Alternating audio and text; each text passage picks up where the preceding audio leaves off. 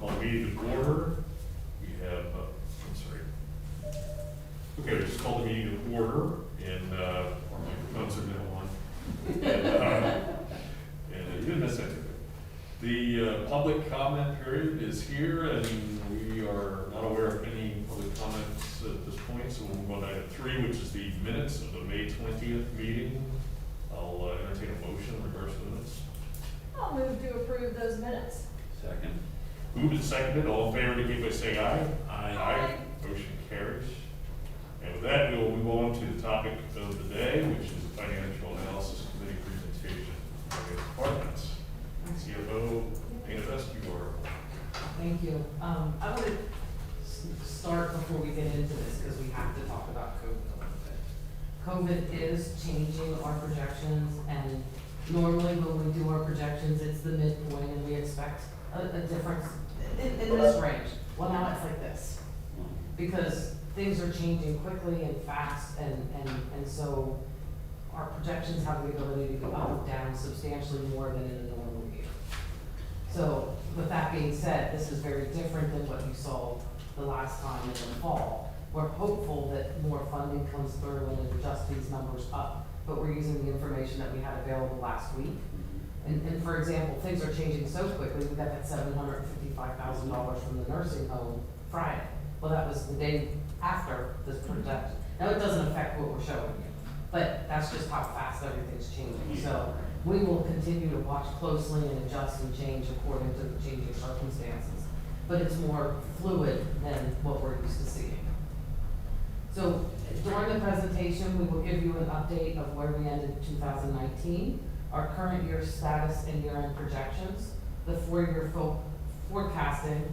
The data is presented from the focal point of the general fund, and for purposes of this presentation and budget, the fund balance that we use is the general fund unassigned fund balance plus the assigned for future budgetary requirements.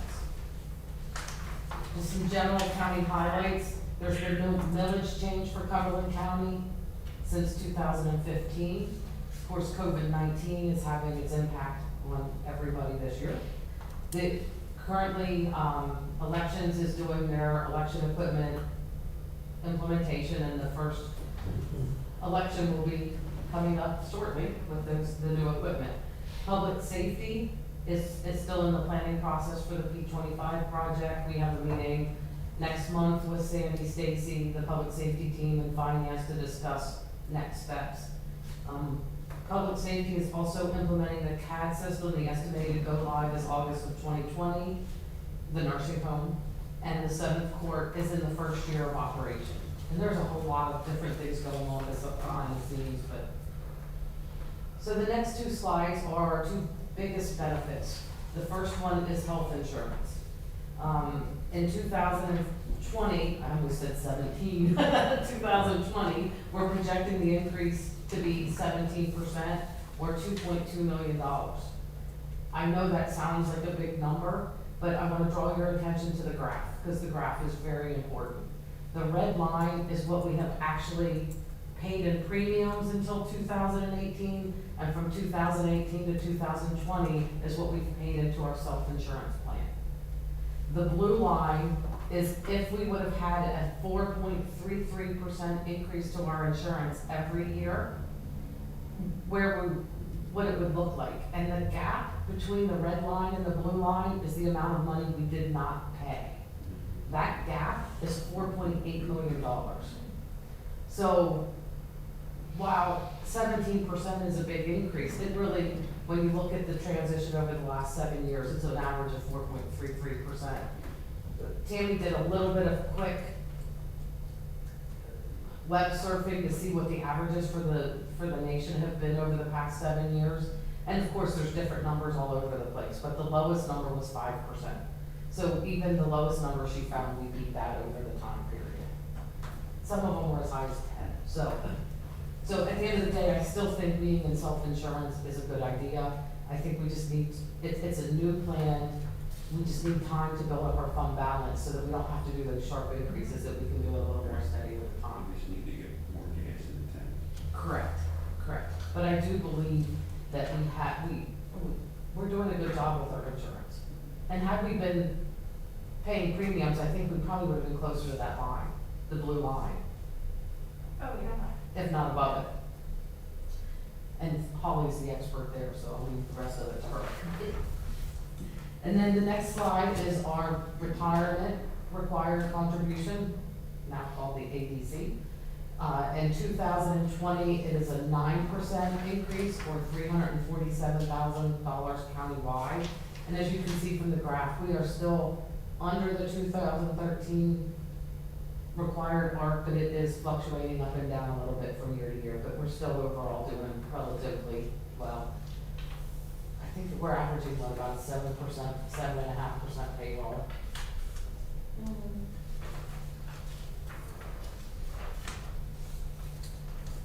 So this next slide is showing you the general fund balance in total. That's everything that's in there, our restrictions and assignments. The next slide is our fund balance that we use for budgetary requirements, and that is, at the end of 2019, close to $35 million, or 145 days of budgeted general fund operating expense. Dana, was that unassigned balance higher than what was budgeted? Yes. And at the end of the year, when we did this, I sent out the email and showed all different scenarios and analysis. The one I'm showing you here will just be 18 to 19 expense, but I can go back and pull that if you like and resend it. Hi. Overall, our revenue increased $833,000 in comparison between 18 and 19. The majority of that was related to the real estate tax, which was a 1.5% increase, and the other revenues stayed relatively steady. And back to just a second, on page 8, you mentioned you have the total unassigned fund balance, and you mentioned that's 100, equivalent to 145 Days. the days operation. What is the minimum required by our policy? We have a target number. It's 100. It's exactly 100? Okay. Yep. Okay. 100 is our target, 70 is our minimum for cash purposes, cash flow. Okay. On the expenditure side of the equation, overall, they increased about $500,000, and salary and benefits was 1.7 million, or 4.2%. Operating remained relatively steady. Subsidies increased about 200,000. Capital stayed relatively steady, and transfers in debt decreased about 1.4 million, which offset the salary and benefit increase. Now, we are into where we projected 2020 from the fall is the first column. The second column is our current projections. And we are, go ahead and go, you can stay on the other bit while I talk. Thank you. The $2.6 million decrease in fund balance between our last projections and this projections is predominantly due to the changes due to the COVID. Real estate tax, the first quarter is really good, as we know. We don't have enough data yet to know whether or not the collections will continue through the end of the year, but we are projecting that we will hit our budgeted targeted numbers. The other revenue, our department fee revenue is decreasing $820,000. That's a combination of the MDJ fines, prison housing and room and board, central booking processing fees. Interest revenue is decreasing about $500,000. Court costs and fees are decreasing about $220,000. And then the one thing that is not COVID related is the grant revenue is increasing about $400,000 for our district attorney grant. And Tammy will go over some of the assumptions related to COVID in a later slide, that the decreases in how we build those assumptions. The benefits, on the expenditure side of the equation, the benefits are increasing $148,000. Operating is decreasing $854,000. We have a financial reporting change, and it's moving our building rent from operating into the transfer. So what's decreasing in operating is increasing in the transfers and debt. Courts and conflict counsel is down, utilities are down, and dietary costs have risen. Capital is increasing about $4.5 million. The majority of that is related to capital with the election equipment. And also in our additional impact section, the 7th courtroom is no longer in the additional impacts, it's up in the salary and benefits and operating costs. And then, of course, we added the COVID-19 impacts. So the graph on page 15 is showing where our fund balance was and where we are projecting based on our current projections.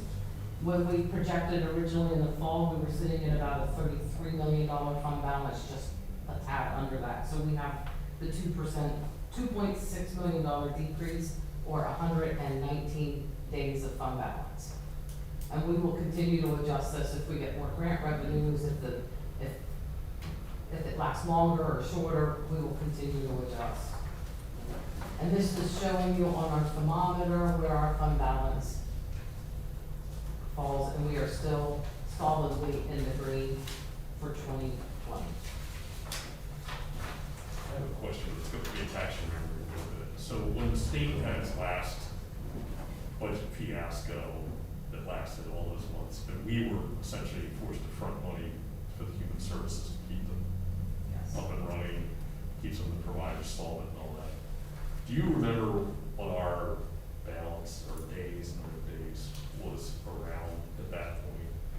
I do not, but do you have that there? I believe that would have been I think we were still in the 130 to 140, but I'm not 100% positive off the look. The reason I think you can surmise why I'm asking, which is because of all the uncertainties around the state budget.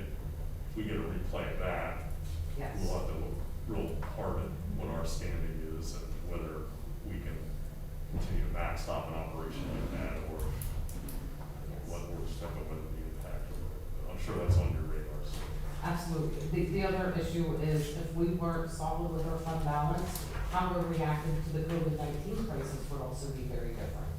It gives us the ability to watch and adjust and react in smart ways instead of reactionary. So we're able to make the long-term decisions based on the crisis, as opposed to, okay, right now we just need to do this because we don't have any cash flow. Finish it. This is the reason for the fund balance. We're living it. And you know, I was pondering that last night because I'm like, how often does this really happen? And if you would have asked me that in 2001, I probably would have said, nothing's ever going to happen. But since then, how many times have we had issues that the fund balance came in handy? 2001. Mm-hmm. All the different budget crises from the state that we've had. The 2008 financial crisis. And it just, I'm just gonna say every 3 years or so, we have something external that happens that I'm very thankful we have a fund balance.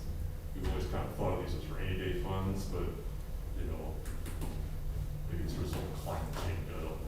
We've had a lot of rainy days the last decade. They've become more everyday funds. Yeah. Yeah. Thank Thank you. And so I'm not gonna spend a lot of time on this graph because I think this is one of the graphs we're gonna have to really watch closely because things are gonna change. So our growth and our building permits through 2019 were up and very good. They are a lagging indicator. So with the exception of COVID-19, I would say we can depend on a 1.5% growth into the future.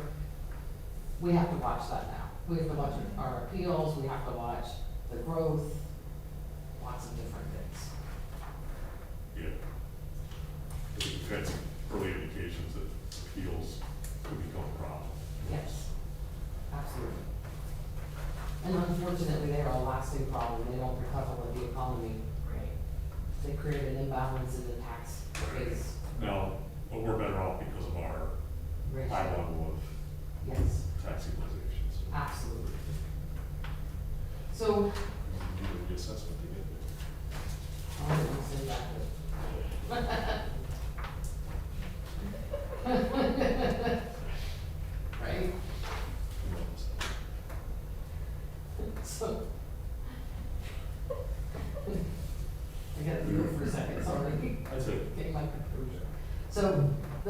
Page 18 is just showing you where our tax revenue came out in comparison to back budget over the last few years. We have been relatively close. I'm not gonna make those promises into the future because the more uncertainty we have, the more likelihood that we'll be out of whack. We also, there's many things that flow into this, the assessment base, the collection level. We also have a new chief assessor, and she's an important piece of this, and sometimes it takes a couple of years to get their bearings straight because it's a new. So we'll work together, but no guarantees that we'll stay this close. Okay. But, so one of our major indicators on our tax collection is the assessed values. And the reason that we show this is because there's two important time periods that we look at when we're trying to gauge whether we're gonna collect our taxes or not. The first, we budget in July, August timeframe of the year before. So in yellow, that 25,145,000,000 is set in August. Okay, so the first indicator is where we are at year end. And I'm hopeful that we get to that level before year end. And if we get there, I know almost for a certainty that unless collections really deteriorate, we will make our budget and potentially exceed it. And so this year we are relatively close, so I'm happy. Like, we're not there, but we're close enough that if we may go under budget a little bit due to the assessed value, but it's not gonna be a major amount. The second number that we look at is the 3-month assessed value. That's the 25,220,000. We did make our assessed value at year end. So now, I'm like, okay, now I have a lot more comfort level. When we don't make that 3-month number, we normally come in under budget. Okay? So I'm kind of comfortable that we're gonna come in close as long as our collections stay intact. And this year, collections are at risk for the year end. Just to revisit something you mentioned earlier, which of course, we do have a new chief assessor. Mm-hmm. You made a comment, it takes them a while to get their bearings straight. The timing is not great to have any uncertainty in regards to how that's being administered. So, and I understand she's been in that office for a while, but we're still bringing her online in terms of that. Are we monitoring that sufficiently to determine very early on if there's any issues there that need corrective action?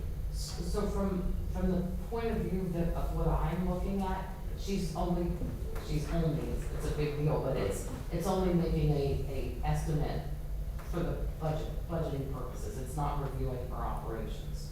Okay. So she's It's not estimating actual what they're gonna practice, have. it's the Correct. fact that you're asking her for projections. She just doesn't have that experience. Correct. She has all the other experience, but this is all new to her. And from my standpoint, it's an excellent time for somebody new to come on board. Will she make a mistake or two? Probably, and that's In the good. middle of a crisis. Correct, because you learn more. Just remember that, okay? I got you. Right? Because if it was the status quo, she wouldn't learn as much, Right. right? You learn a lot more in crisis. We've learned enough now, thank you. Exactly. But from that standpoint, I think she'll learn more this year than she would have if it was steady. Good. I understand now, ignorance is bliss.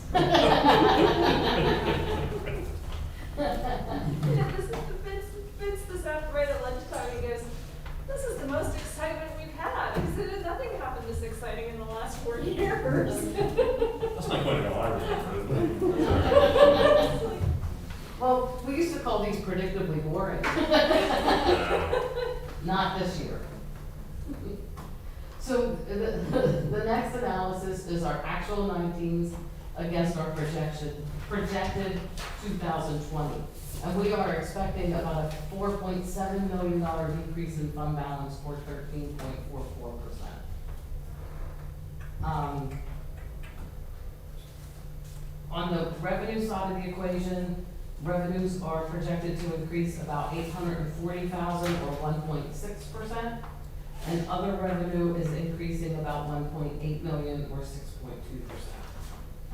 The election, and the majority of that is related to grants that have offsetting expenses, election equipment, district attorney lab, and the redevelopment authority grants.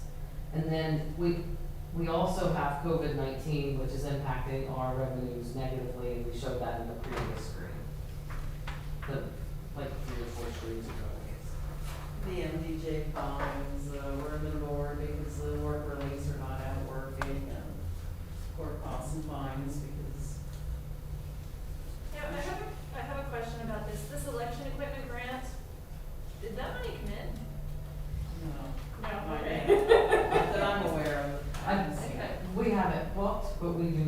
We We did not don't have it. receive I believe, I'm not gonna speak for Bethany, but I believe she's starting the reimbursement process, at least. Yeah, oh, no, I think she has started that. So be quick. Yes. Yeah. I was very excited to see that number. I thought maybe it had arrived in the last couple of days. No, We're expecting we it. count our chickens as soon as we know it's happening.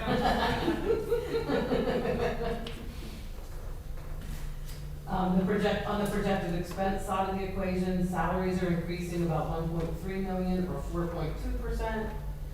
Benefits about 1.4 million, 12.9%, and that's a combination of medical, mostly medical, and some of retirement.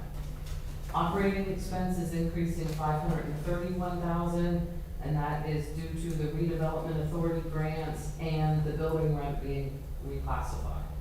Subsidies are increasing $1.8 million. We did expect that increase, and that is because children and youth, we had the overmatch in 2019, so you get a little of that bounce back. Capital is increasing $5.4 million. That's the election equipment of $4.3 million. Technology upgrades, and yes, that includes the budget. I'm sorry. The budget. Oh, yeah. The district attorney lab grants, and there's also offsetting revenues for that. And then the transfers in debt are decreasing $400,000, and that's the building classification offset by changes to the debt service payments.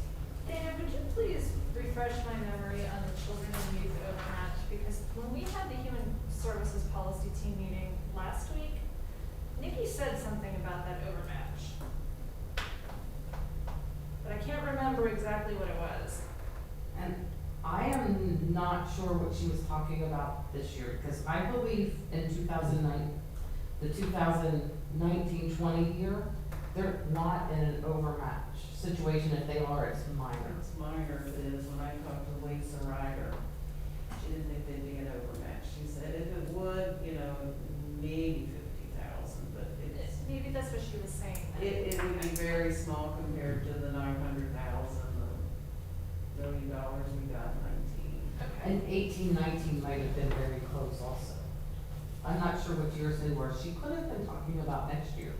Because when you look at children and youth overmatch, normally, because they do their needs-based budgeted so far away, that Okay. usually we get a year or two of overmatch and then it straightens out, and then we get into overmatch Okay. again.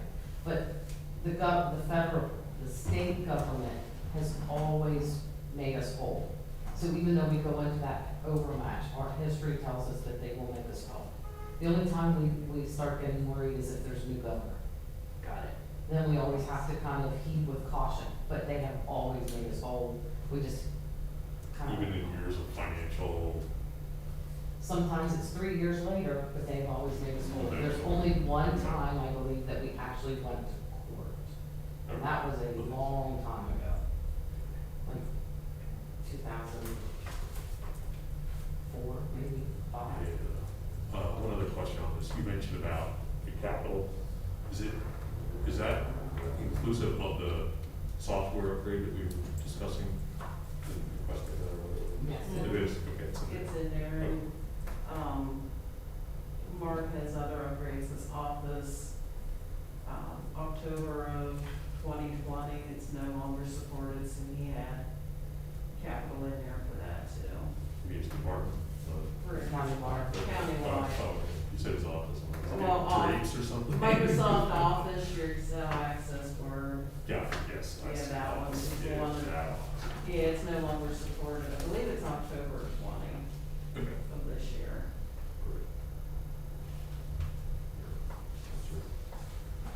So next, we are on to the merit-based compensation formula.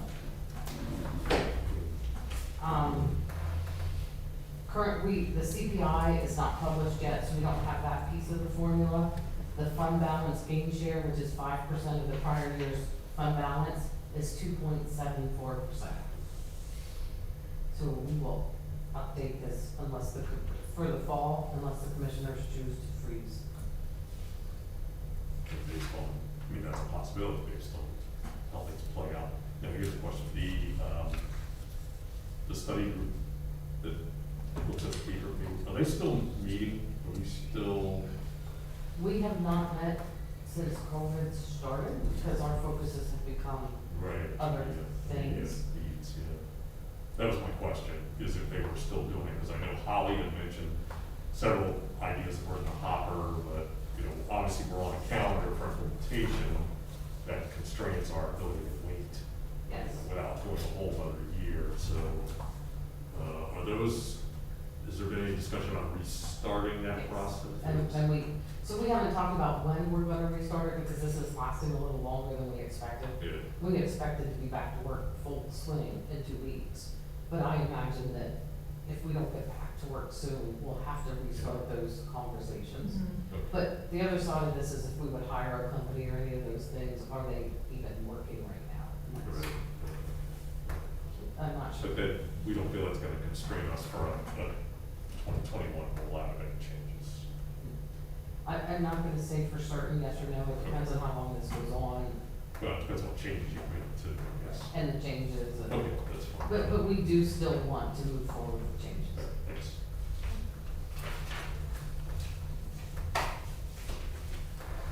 This is just another graphical representation of our millage changes over time. And over the past 10 years, there have only been 2 changes to the millage, and that was in 13 and 14, for a total of 15%. This is the general fund expenses in a pie graph, and 50% of our salary and 50% of our general fund expenses are salary and benefits, 9% subsidy, 28% operating, 9% capital, and 4% is debt and transfer. Of the operating, the next page splits out graphically. The split out, the next page actually shows you the numbers behind it, but the majority of our operating expense is payments to other agencies and other governments and professional services. When you look at the split out, the majority of what we do on the operating side is either contractual or obligations to other organizations or pass-throughs. So if changes are made, if we say 5% of, like, decrease operating 5%, in reality, there's only a small piece that can be done. The other changes are more long-term. And now I'm gonna switch it over to Sammy to do the important part of the presentation. COVID-19 and projections are making them fun, that's all I can say. They're having a daily impact on the county.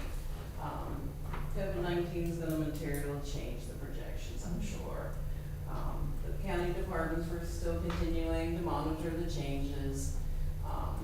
The length of the pandemic, that's gonna have an effect on the projections, impact of federal state funding, you know, just COVID impact on the economy, you know, real estate tax collection, possible real estate appeals, just the cost of goods getting stuff in.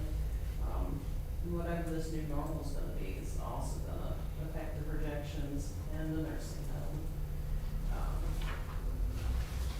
Some of the major adjustments since the last projections, it's COVID-19 impacts to revenue and expenses. Revenues, the magisterial district courts, their fines are down, people are not on the road getting fined. Prison housing, room and board, you know, work release, guys are not out working. Central processing, you know, they're not bringing as many people in. Interest revenue, our interest rates are down. The court cost, fees and charges, that's down because I'm sure a lot of them that are making payments could be unemployed right now and they don't have the money to pay. On the expense side, cleaning, disinfecting supplies or PPE supplies, technology, equipment, software, we, you know, purchased some laptops, VPN licenses, so employees can work at home. We've got the extra bonuses paid in the unemployment compensation claims that will be having an impact. And revenue and expenses may be delayed in processing due to COVID-19 furloughs. We noticed going through and doing the projections, there's been some delays I can see with deposits getting made because the MDJ offices were closed. Well, their revenues didn't get in as timely as they normally would. With some of the furloughs, I can't tell for sure with expenses, if, you know, everybody's really keeping current on them, or if there's some lag while people are out, so that could have an impact on them. Election equipment was purchased in 2020, delay in the 911 projects. Real estate taxes are not adjusted in projections, but they could be impacted beginning in 2021. The current projections do not include estimates for additional projects. It assumes aggressive management of our cost drivers. Some of the major pressure points: election equipment, farmland preservation. We've got the radio project with 2 bonds. We're still working on the 911 CAD replacement.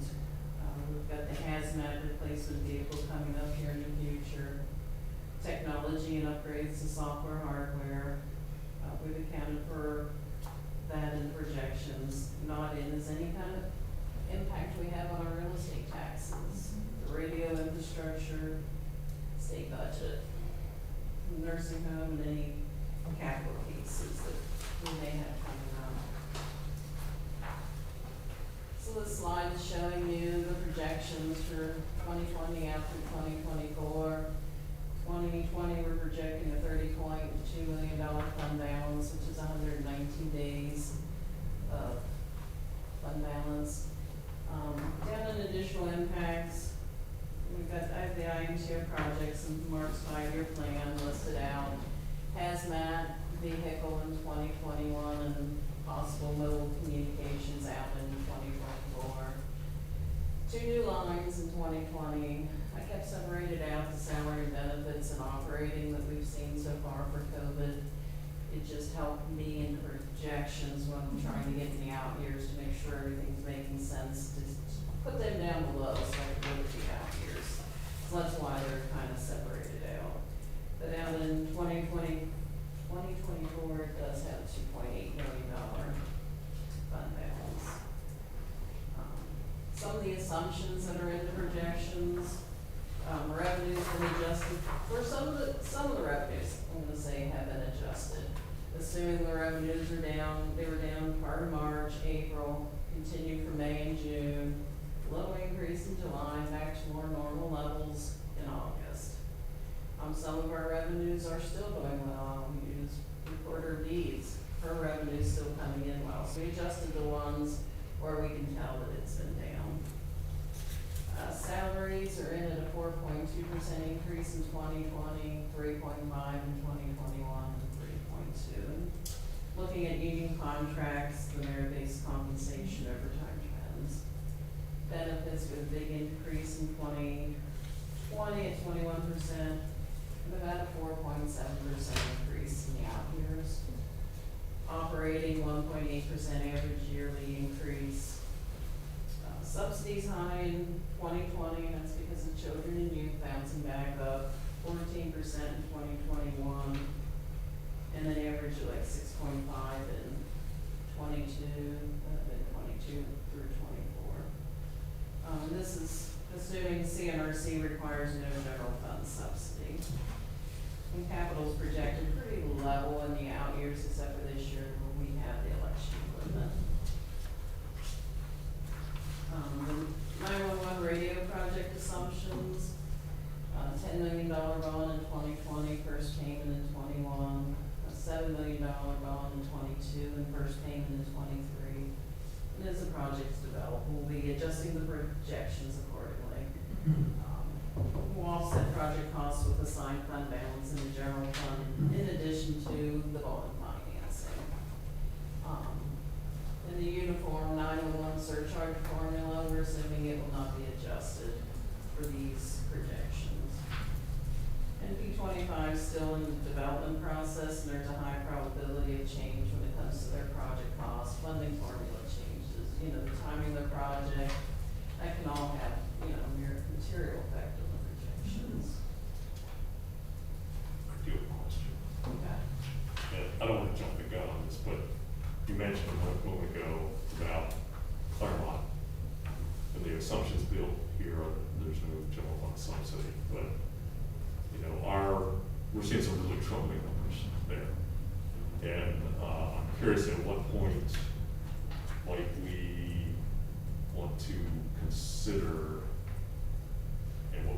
process for doing so, its impact on the projections of whether we might want to start building something. So what we did this time is there is a projection slide later Okay. that takes Melissa's projections as of the end of April and adds that into our projections. Okay. So we wanted to leave it out to do our normal projections because that's gonna change dramatically. Like, it did change between, I had her do it Monday, and by Friday, her projections changed because of the $755,000 stimulus that they received. So, because they're more volatile is a bad word, but because they're changing faster because of all the stimuluses, we wanted to show you without them and with them, so that you get a clear picture of the general fund, Great. and then we can show you how the nursing home may or may not impact. So you basically set it as a contingency because too much, we won't say volatile, we will say variability. Variability, better word. Better word. Okay, that's Okay. helpful. And we took her midpoint and put it in, and so hers are adjusting every single day, Okay. because they're changing their admissions patterns and different things to it.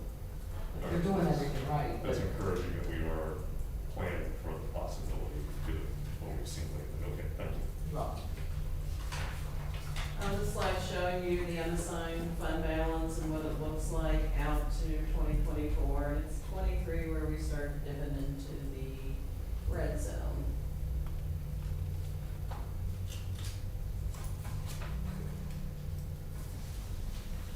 This next slide shows you the red bars are the revenues, the blue is the expense. Fund balance in the green is where we're projecting out right now. The yellow is where the projections were in October when we did the presentation. Black is where we were last year when we were projecting. One of our questions is, do you like this graph? Do you want it to continue? are you okay if we take it out? So what we used it for in the past to show was how the projection changes over time and the bar either flattens or dips more. With COVID, I expect it to vary dramatically from projection to projection. And so if you like it, we'll leave it in. If you don't like it, we will take it out.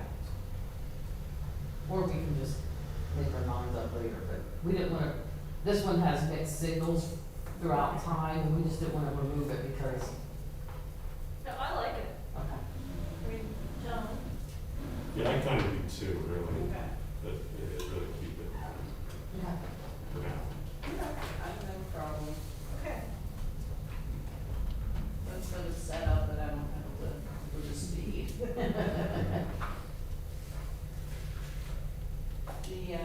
This slide's showing you, the first line showing you no change the projections. The blue numbers underneath are the gap between revenue and expenses each year. So this slide, we always do the break even, what the percentages it would take with a change in expense or a change in revenue to keep our fund balance somewhere around the $30 million mark. And it would take a 9.5% change in 2021 and 4% in 2023. And it can be a change in expenses or a change in revenue. This slide's just showing different scenarios. These projections were the most difficult I think I've done in my 18 years, or however long they've been going on. But first row is just the current assumptions where we are right now. The second row is showing a 2% change in 2021 and putting some different numbers in there just to see what kind of effect it has on our fund balance, what it would take to get our fund balance back up into the green zone. 1% change is about $555,000, 3%, $1,664,000. But the one thing the chart will kind of show is the sooner you make the change to revenue or expense, the bigger impact it does have in the out years. On this next slide, we do a 1% change up and a 1% change down so that you can see what kind of effect positive change or a negative change is going to have on projections. And it does a 1% and negative and then 2% and then the negative 2% to see just how much, it's about $1 million, a little over $1 million change we do to the projections. And another thing this is showing is we really don't expect our ending fund balance to be exactly 30,177,000. That's kind of the mid of where we expect it to be. This is just showing options that in a normal year would be a normal outcome without doing really much of anything. It just could happen because we don't know all the decisions that are gonna be made and they all make an impact, so. It replaced our crystal ball. I don't think anybody has, you're the only one that remembers would have crystal ball. I was gonna dust it off and bring it back in. I wouldn't too well with that, frankly, so. Just one. This next slide is what you're asking about here, is CNRC potential impacts to the general fund. So the first row is just showing the regular projections for the general fund with no CNRC subsidy. Second one is with the CNRC, the potential subsidy impact to the general fund. The blue numbers underneath are how much the subsidy impact would be each year. But as Dana said, when the projections were done, I didn't know about the 755,000, so projections are constantly changing. And the third scenario that was done was, what change would be required to, get us back to where we were without the CNRC impacts. It would take a 4.7% change to get our fund balance back up to the $2.8 million where we originally projected in 2024.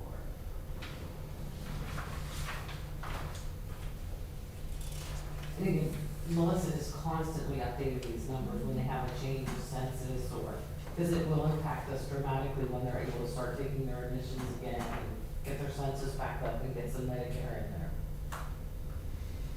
And the federal government has stepped up substantially and funded, so hopefully that continues.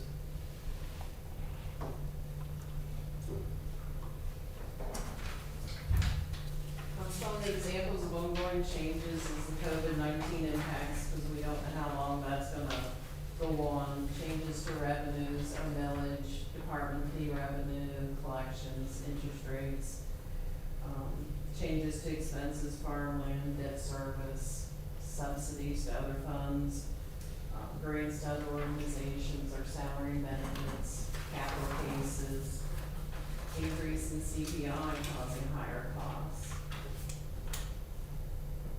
The next two slides, we did two different scenarios, a $2 million ongoing change, so you can see what happens if we have a positive $2 million ongoing change or a negative $2 million ongoing change. The solid bars in the middle are the current projections.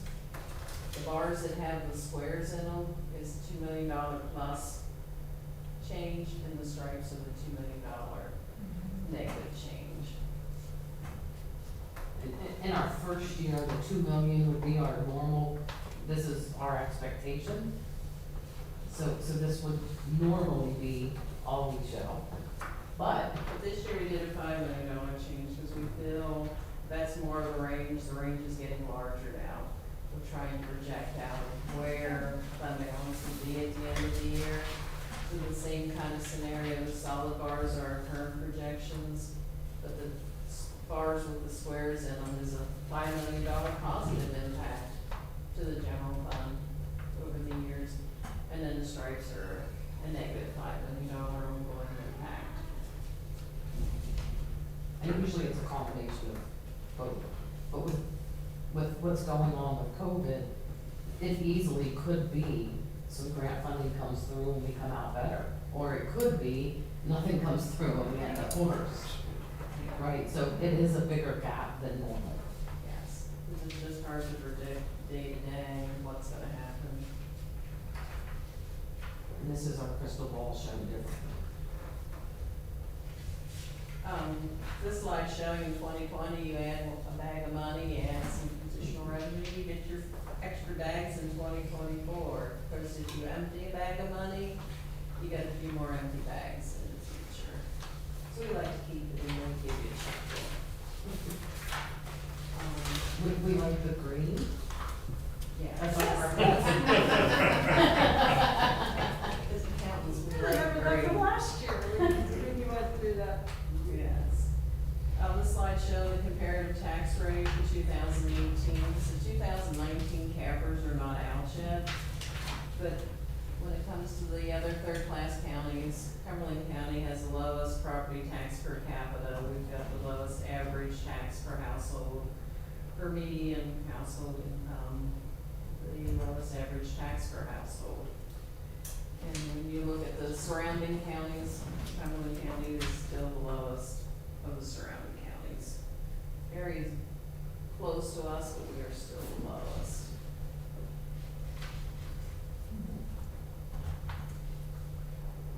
Any questions?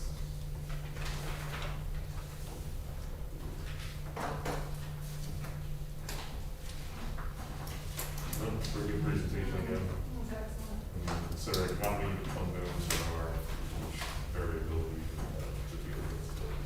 Yes.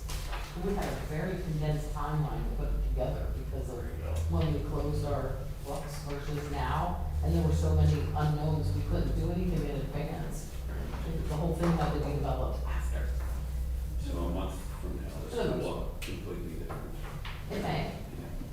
Yeah. We need to, I know this takes preparation though, but do we need, as a board of commissioners, do we need to review something like this a little more often than we normally would? So what we have been doing is the quarterly report that we normally send, we have been sending out monthly. We have not updated the projections though, because the projections take a lot of time. Okay. But we are keeping our eye on everything that's going on and trying to give you a heads up that something's changed. And so there are 3 things coming out right now to try to do that. We have asked departments to give a monthly update, and we're taking after public safety, and when they make a change, we put it in red and then send it back to you. So that you have the ongoing, you don't have to read everything all over again. Then we're also trying to track the special revenues that are happening with COVID. And there's a couple of lines of defense on that. We don't know everything that's happening, so when we send it out, if you see something that's missing, please let us know. But we are trying to, when we know something's out there, we're trying to put it in that report so that you're aware of what it is, the criteria behind what we need to do to get it. And then we're doing the normal, it's usually a quarterly report, right now we're doing it monthly. We probably will continue to do it monthly without the projections, but the projections will be done quarterly. Right, and so that's, those 3 things we're hopeful will keep you informed. That sounds good. If not, let us know and we can That's good. do We more. anticipate major questions.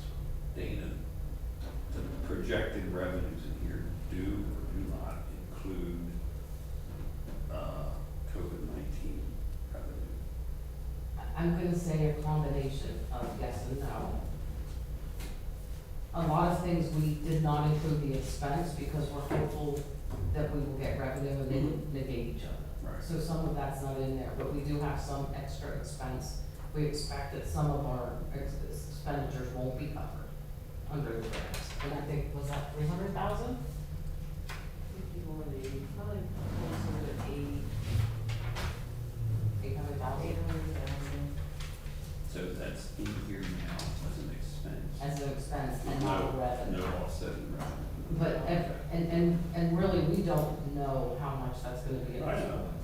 It, because there's gonna be some expenditure that becomes the, Normal.